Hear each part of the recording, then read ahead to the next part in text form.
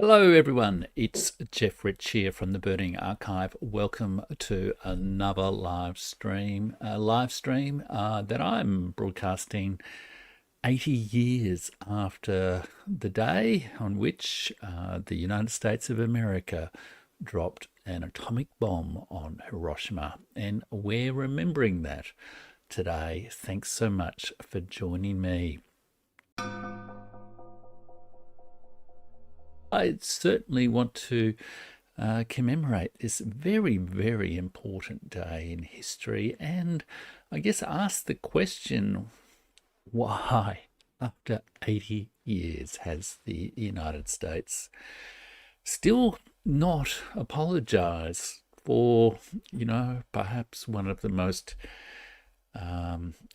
inhuman acts that have been ever perpetrated, a single military operation, if you count also Nagasaki, that killed approximately 250,000 people. And it is a particularly striking time, I guess, to be discussing the United States attitudes towards nuclear weapons at the moment, because, of course, people all around the world are discussing the question of, are we not necessarily entering World War II, but what is behind this reckless talk of deploying nuclear submarines towards Russia? What is this talk of dead hand, i.e. the sort of the response to a potential American strike on Russia? And what is this talk amongst many Americans around of a potential limited nuclear war, the use of tactical nuclear weapons, or even baiting countries into doing that? It is very scary, I think, and it's part of a history, I guess, or a continuous tradition of American strategists talking about the potential use of nuclear weapons as an instrument of statecraft. So I'm going to talk about that today, the shadow of a second nuclear war. What the hell is the USA thinking? Okay, let's talk then about Hiroshima. Now, of course, on this day, 80 years ago, the United States dropped a bomb on Hiroshima, an atomic bomb on Hiroshima. And it, is a very controversial issue. There is a lot of historiography or history written about it, and a lot of arguments about it too, in particular whether this decision was really justified. Was it really necessary to drop an atomic bomb to kill 250,000 people in order for Japan to concede defeat in the Second World War? Of course, August 1945 was a couple of months after Germany had surrendered in Europe. And there had been, a process over a couple of months at least to sort of negotiate a surrender from Japan. And there were significant discussions within the sort of Japanese decision-making structures all the way up to the emperor in making that decision. And I did a video which I think came out yesterday. Yes, it came out yesterday. On this, I guess, the decision-making process, or the lead up to this event. And that video really focused on, I included in that video a sort of a reading from the key section of this book by Richard Overy, Blood and Ruins, which also is absolutely a highly recommended book on the Second World War, which I think, as I've said before on the channel, he describes as the Great Imperial War, 1931-1945. But really, I guess when you think about it in that way, 1931 being the date when Japan entered Manchuria in the sort of conflict with China, which of course China itself was, fairly internally divided state at that point. but it rebalances your concept about the war, rebalances your concept of, how much the war was in Asia or Africa or Europe or the Pacific. And it also rebalances your sense of who bore the cost of the war. I guess it's pretty well known, even though not as well known as it should be, that 27 million Soviet Union citizens died from the war. Not all from European Russia, also from all parts of Russia or the Soviet Union. And the Soviet Union was even bigger than the current Russian Federation is today, including Armenia, Azerbaijan, etc. And it totally rebalances your sense of the wars in the sequence of 20th century history as well. So it's a really great book to watch. And I did read, I just see Violet Quinlaw saying, yep, even from before they dropped it, it was a debate. Surprise, surprise. The guys tasked with doing it were less keen on idea than some generals in the Army and Navy. Yes, fantastic. And I actually quote a co-pilot from who was on Enola Gay and dropped the bomb, who says he will, in 100 years' time, he will never forget what he saw. But unfortunately, that wasn't always the case in the United States. So in terms of the decision-making process around the war, I guess I would refer people to check out that video, and I'll include a link in the video description when this video is sort of the replay. But what I really wanted to do today in terms of commemorating Hiroshima is just read from this book, which I was just able to get from the public library, Hiroshima, Nagasaki, the real story of the atomic bombings and their aftermath. And there's two relatively short sections I just want to read, just to really honour the memory of these tragic events, because they were tragic events. As Violet says, there was a significant debate. The conclusion I really draw from Richard Overy's discussion of the issue is the dropping of the atomic bombs was not the decisive factor in making Japan surrender, and hence was an unnecessary act, an unnecessary decision, an unnecessary murder of 250,000 citizens at the end of the war. And yet American decision makers, elites across the political spectrum, have yet to come to terms with that era, which I'll talk about a little bit later. And there was certainly one factor which comes out to some degree in Richard Overy's discussion, although he focuses in that part of his book more on the narrative of the events. But later on in Blood and Ruins, he does talk about the broad issue of atrocities and war crimes, which of course came in many forms during the Great Imperial War from 1931 to 1945, and particularly racially motivated war crimes, of course, the Holocaust, but also to some degree the Germans' attitude towards the Slavs and the Soviet Union, and of course attitudes to both from Japan to Chinese, and also from the allies of Japan towards both, the allies of China, of Chiang Kai-shek towards him and his fellow Chinese people, and also towards Japan as well. And it's on that, I just want to briefly refer to some of that in terms of the context for the decision to drop the bomb in this book here from Paul Ham, Hiroshima, Nagasaki. So just forgive me while I just read this to you.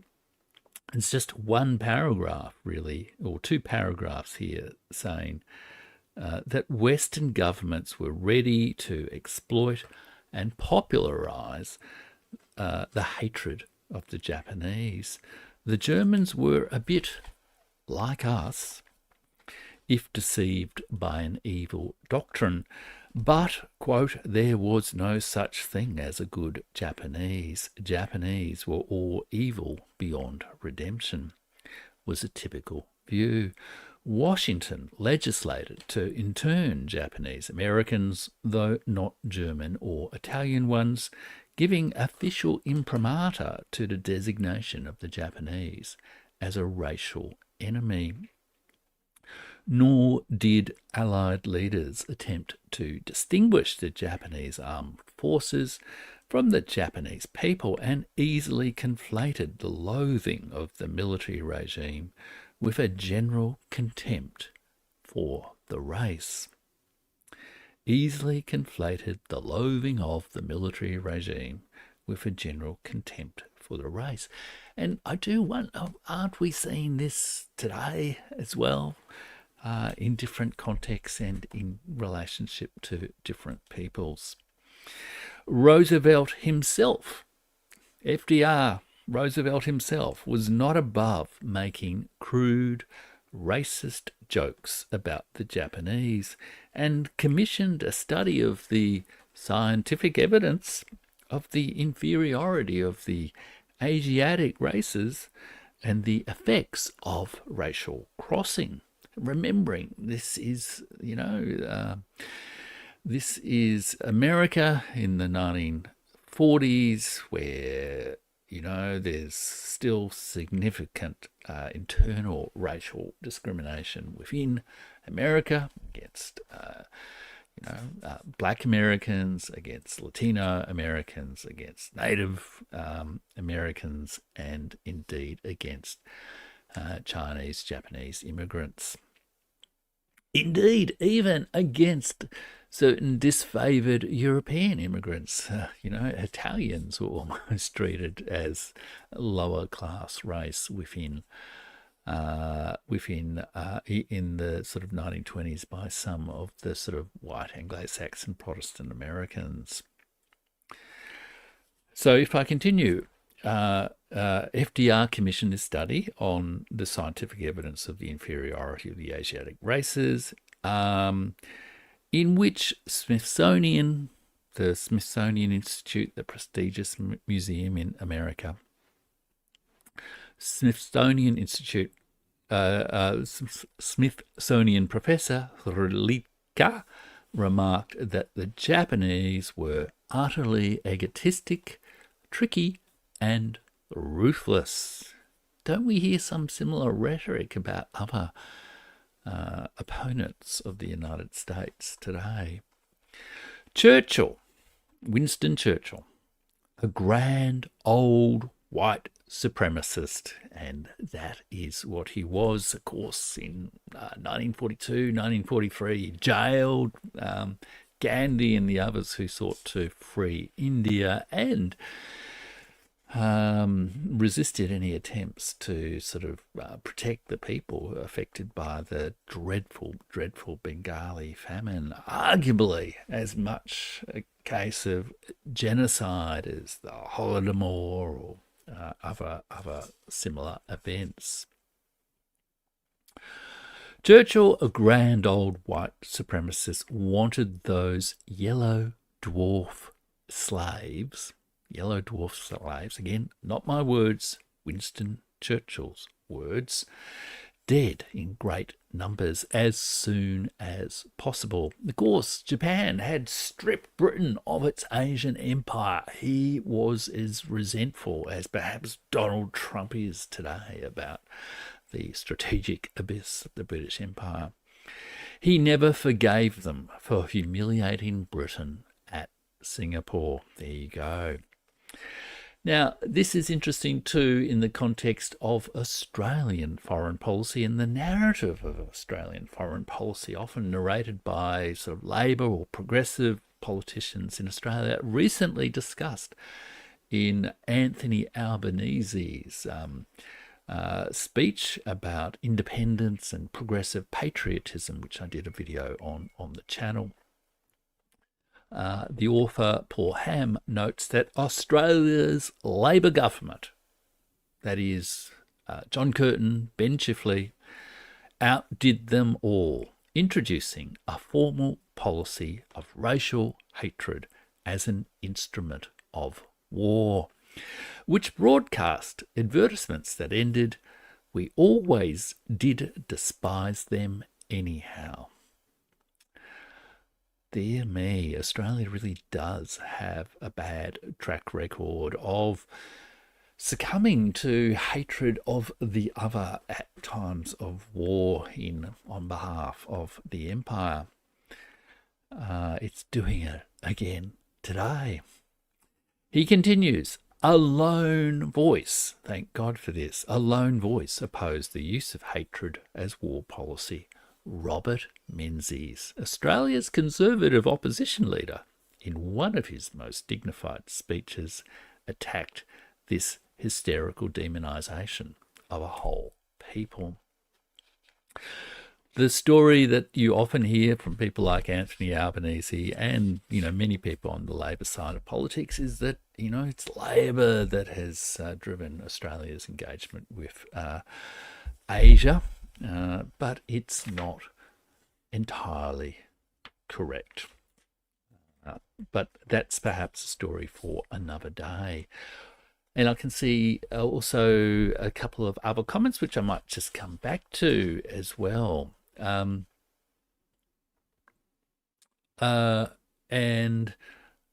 I wanted to do is just read this approximate page or so, which actually just from Paul Ham's book, which actually describes the bombing of Hiroshima. And I'm doing this really, I guess, as a commemoration, as an act of memory of this extraordinary event on this very important day, 80 years after Hiroshima, remembering Hiroshima in the shadow of potentially America's second nuclear war. So let me read this. It is quite harrowing. And then I'll move on to the next point in the discussion, which is about, the ideas in America about perhaps fighting a second nuclear war. At 8:15 a.m., he sets the scene by saying, it's a weekday, it's a warm day, or even a hot day in August in Japan. Summer in Japan, late summer, I guess, in Japan.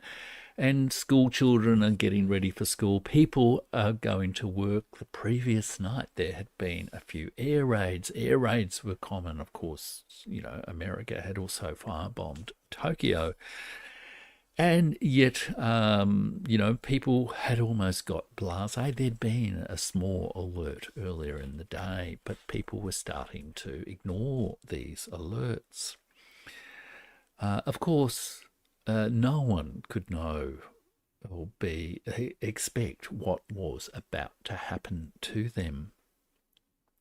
At 8:15 a.m., another B-29 flew high over Hiroshima, its silver underbelly flashing in the morning sun. Some looked at it incuriously, most got on with their work. No air raid sounded. There were no warnings, none of the standard flyers which the US Air Force usually dropped to warn a targeted city of its imminent destruction and the people to evacuate. Of course, they intended to destroy them all. Quote, in brackets, the Potsdam Declaration did not specify which cities would experience prompt and utter destruction. That was the warning, which I think Richard Overy discussed in the video that I did the other day. Some Hiroshimans believed they saw Little Boy, which was the ridiculous name that the United States gave for the bomb, falling from the Enola Gay. Others saw the testing instruments dropped by parachute from the great artiste. truly astonishing, such contributions from American popular culture. At 1900 feet, 580 metres above the heart of the city, the bomb's detonation sequence ended. The gun mechanism fired the bullet that slammed the two halves of the uranium core together, creating critical mass. The fast chain reaction emitted a soundless flash like a huge magnesium flare that produced for a millionth of a second conditions comparable to the surface of the sun. The temperature inside the bell-shaped fireball reached 1,000,000 degrees Celsius. Neutron and gamma rays, the most penetrable forms, saturated the city centre. The weapon exploded directly above Shima Hospital in the centre of Hiroshima, instantly killing all patients, doctors and nurses. The heat wave charred every living thing within a 500-metre radius and scorched uncovered skin at 2 kilometres. Those who saw the flash within this circle did not live to experience their blindness. The ground temperature ranged briefly from 3,000 to 4,000 degrees Celsius. Iron melts at 1,535 degrees Celsius. Water in tanks and ponds boiled. Leaves in distant parks turned crinkly brown, then to ash. Tree trunks exploded. Tiles melted within 1,100 metres. Kilns achieved that effect at 1,650 degrees Celsius. Shock and blast waves rippled over the city, punched the innards out of buildings and homes, and bore the detritus on the nuclear wind. Brick buildings 2 stories and higher were completely destroyed within a 1.6 kilometre radius, and concrete buildings severely damaged. All wooden structures collapsed within 2.3 kilometres of the detonation point. Within the immediate vicinity, the blast pressure was 32 tonnes per square metre, and the wind speed 440 kilometres per second. 3 kilometres away, though, these fell to 1.2 tonnes and 30 metres per second. Tens of thousands of people within a 2 kilometre radius were burned, decapitated, disemboweled, crushed and irradiated. The sudden drop in air pressure blew their eyes from the sockets and ruptured their eardrums. The shockwave cleaved their bodies apart. They were the lucky ones. Of course, he's there referring to the people who survived and suffered horrific injuries and slow, painful subsequent deaths from radiation and burns and all sorts of other injuries, as indeed the young child shown on the thumbnail of this live stream of this video. And Violet says actually like 10 times the temperature of Sun's surface for a split second. It is truly astonishing. So it's a very solemn moment, and one I just find truly appalling that the United States, after all these years, has not had the humanity, the decency, the historical consciousness, the morality to formally and officially apologise. Indeed, Jean says what the Americans did will be remembered as long as mankind exists. Indeed. And Violet Quinlaw says what humans do to other humans. Indeed. It's with deep sadness that we say that. Just on this failure to recognize this. This has been debated quite a lot, and why one wonders it has happened. Indeed, as I understand it, the very first American president even to visit Hiroshima was Barack Obama in the last months of his presidency in 2016. The Nobel Prize winner who won the Nobel Prize for showing up, it would seem, appearing in the arena, was took 8 years to get around to visiting the scene of perhaps America's most warlike and disgusting act, and really at the point where it would not cost him anything more politically. And even then, he carefully avoided apology language. Even Joe Biden constantly failed to do that. And of course, we don't see any sign whatsoever that Donald Trump would even contemplate such a thing. He probably thinks America did the right thing.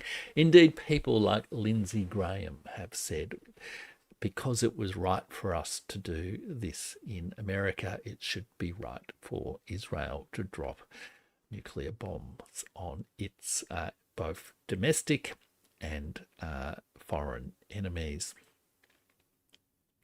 One really does worry, shake one's head at the moral character of the American political elite. I apologise if that's troubling for any American viewers there. I'm sure many citizens of America feel the same way, but I really do think it's time America apologised for this act. But rather than apologise, what is America doing? Here we move into the second part of the discussion today. What is America doing in relationship to making threats of a second nuclear war? Indeed, Hiroshima was not the only time that the United States contemplated the use of these horrific weapons. During the Korean War, 1950 to 1951, in which the appalling, the appalling killing conducted by America, as if it was not enough. Huge mass graves. KJ No has spoken very eloquently about this on my program sort of late last year. As if that wasn't enough, General MacArthur, the Generalissimo in charge of Japan, during World War II, the Generalissimo in charge of Australia, headquartered in Australia, he had a plan to drop multiple atomic bombs on China. Again, in the first Taiwan Strait crisis, the argument over who controls that small island or relatively large island, not as big as Australia, island off China in 1954 to 1955, there were further contemplations by an Admiral Radford of such use of nuclear weapons. Again, in the Vietnam War, General Curtis LeMay coined the phrase that so many American extremists, because I think one can only call them that, and we'd hear this phrase often during the various wars in West Asia, the Iraq, Afghanistan wars, so on, etc. General Curtis LeMay said, "Let's bomb them back to the Stone Age." It's good that Curtis LeMay made sure he was informed about the consequences of such a thing for the planet. CJNG said 300 1,000 lives lost in Nanjing. Yes, yes, yes. Harbin unit. That's interesting. Yeah, I check. I think the my reference to the largest single military operation was taken from um, Richard Overy, and you may well be right there on Nanjing and Jiangning, and I will check those facts as well.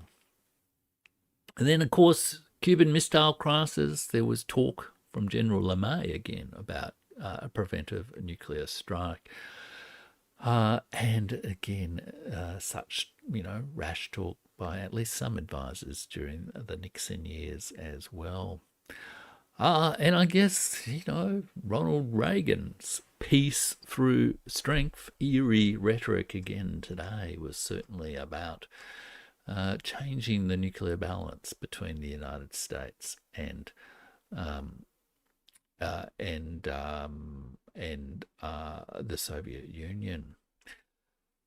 But what's most scary of all is, so there were all these previous things, but there has also been a continued pattern of advocating the belief contrary to the view that Ronald Reagan ultimately found after engaging with Mikhail Gorbachev, that a nuclear war can never be won and never fought. There was there's been continued talk about the United States being able to play a game of survivor with nuclear war, to outwit, outplay, and outlast its opponents, to be the first to drop the bomb, destroy, those inferior people way over there, and survive the outcome. In the Bush administration, a nuclear posture review in 2002 considered preemptive nuclear use, including, the familiar opponents of American power: Iran, Iraq, North Korea, Libya, Syria, China, Russia. We seem to be carrying on with that. Obama talked a big talk, but strengthened the nuclear modernization program, continued to try to be dominant in strategic balance.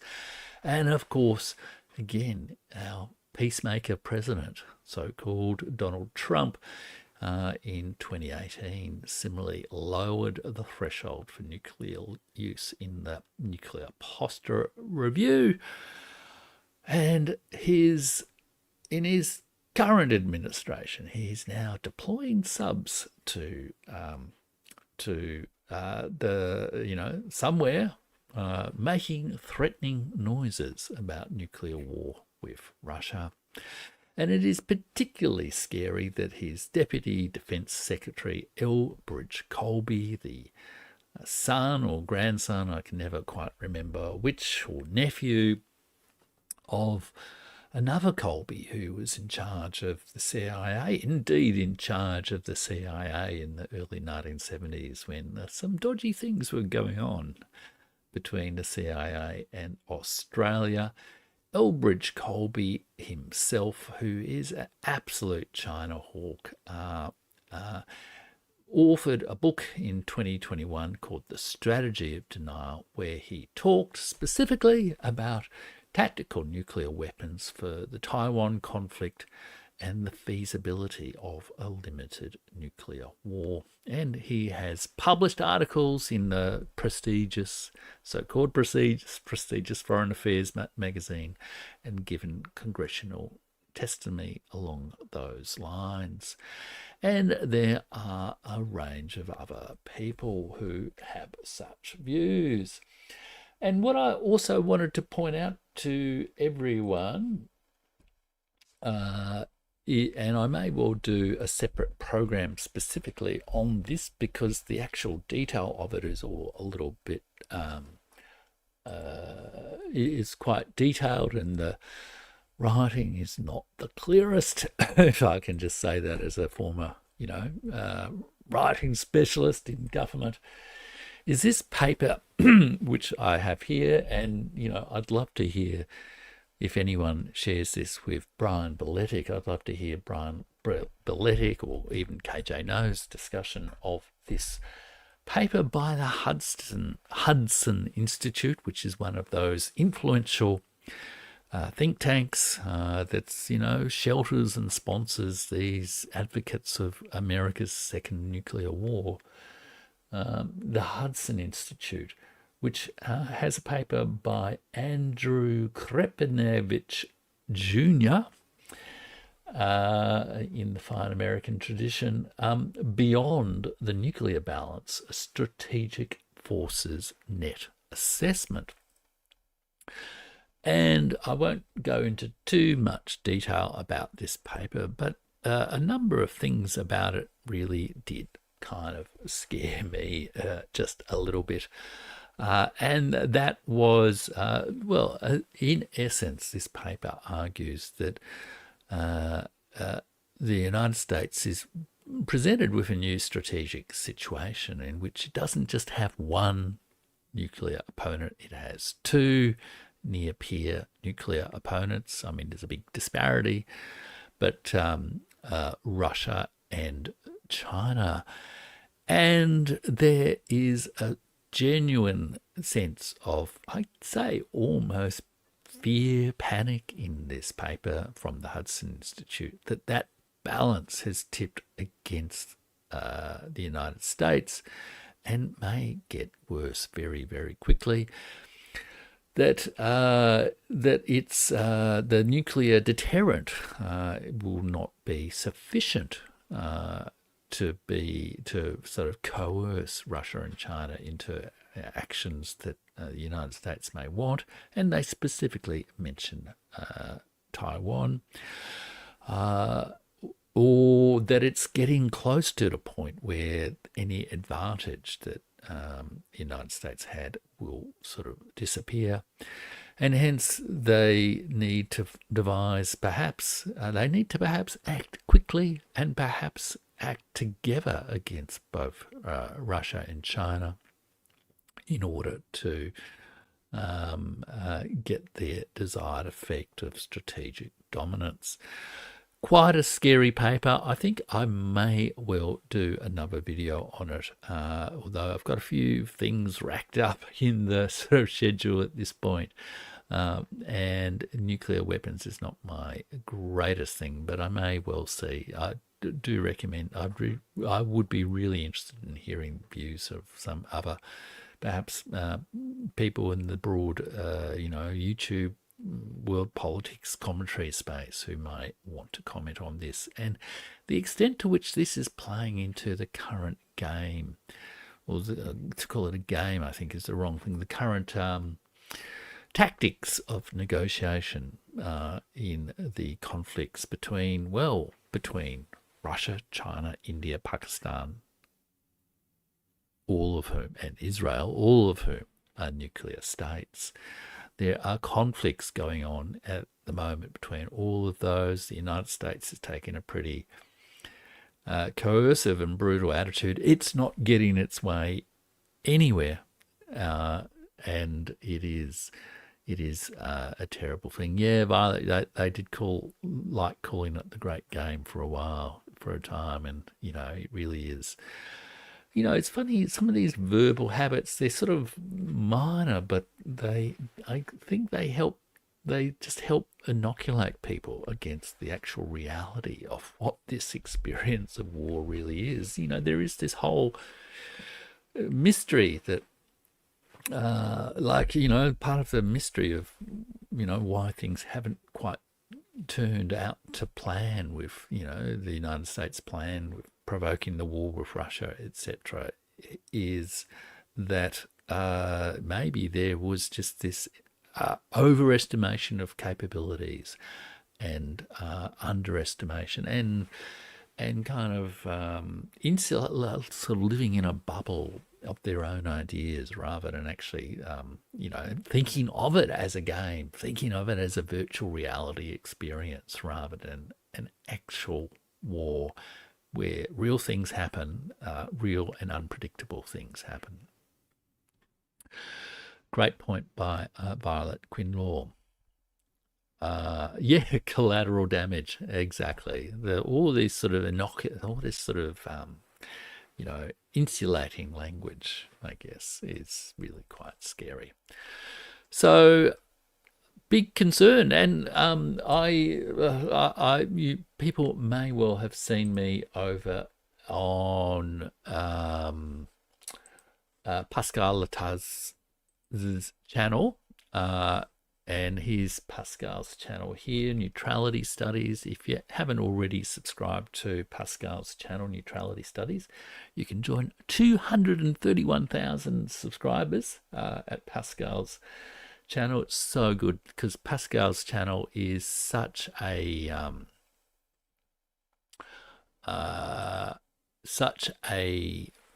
what would you say? Such a high quality. I think it's one of the, if not the best geopolitics commentary channel out there on YouTube. Really, really high quality guests. Great range and breadth and depth of guests to really deep expertise that's shared there from, many disciplines and countries around the world. Obviously he's not so keen on inviting warmongers on his show, so I guess you don't get every perspective represented. But I did appear on the show there. You can just see me there, and that little one there, which I've just activated there. The collective West is collapsing. And the reason I just wanted to mention that was to say that like the interview with Pascal was not scripted or anything, and it just was kind of a conversation that came up, and it just came up somehow in the conversation that we're in this strange situation where over the last few months we've seen multiple attacks on the nuclear capabilities of other states. The Operation Spiderweb event, the Operation Sindoor, where India took out aspects of the nuclear capability of Pakistan, the United States strike on Iran, and I think there was one other event as well, which I've kind of forgotten just for now. But all of these are kind of, I think I was also referring to the way in which the Oreshnik missile strike from late last year similarly is a kind of a rebalancing of the sort of non-nuclear strike against rebalancing. And in fact, this Hudson Institute Hudson Institute paper actually explicitly refers to some of this sort of not symmetric, I guess. It's not matching nuclear against nuclear, so there's not just one way to go on a path to nuclear war. Somehow you can knock out the nuclear capable or the counter-strike capabilities of your opponents and therefore win a limited nuclear war. And I do feel it's very dangerous and very unstable and very disconcerting that this does seem to be an espoused strategy, at least in parts of the United States. And I can see Ed Bagdonis saying greatly, let me share this on screen. Ed, greatly admire the work you do in creating an awareness of the threats in the world today and the nefarious actions of some trying to generate fear and instability. Neutrality studies is also good. Thank you so much, Ed. I guess that's why I do it. Not a great money earner, but I do feel, I feel the world's in a very dangerous place right now, and I have at least some insight from both my experiences in government and also experience in history, which I hopefully help people sort of see some of these issues a little bit more clearly, and maybe shows a bit of a path towards dialogue as well. So fantastic, and I'm still sort of learning the whole streaming trick here, so I may come back to some other comments as well, but I really appreciate that comment from you, Ed. Thanks so much for making it. All right, now that's what I really wanted to say about our second point, the shadow of nuclear war. What the hell is the USA thinking? I really do feel we're in the shadow of a potential nuclear war. It's very dangerous. It may not develop in the way that everyone always thinks of, big strikes against other people. It may well be that things like these cyber attacks or drone attacks or other sorts of attacks against nuclear capabilities are perceived as a threat that is an existential threat that is preparing for a first strike nuclear attack, etc. And we might be, before we know it, in a situation which is absolutely dreadful. I know there was a guest I once heard on Hrove Moric's Geopolitics and Empire podcast who talks about the effects of nuclear war. Yeah, so I do feel we're really in the shadow of a nuclear war, second nuclear war, led by the United States. It's a very troubling times, but let's see, maybe it just will all fizzle out, or maybe there are some genuinely sensible decision makers. Maybe inertia and fear for themselves will ultimately take over, but it is a very scary situation.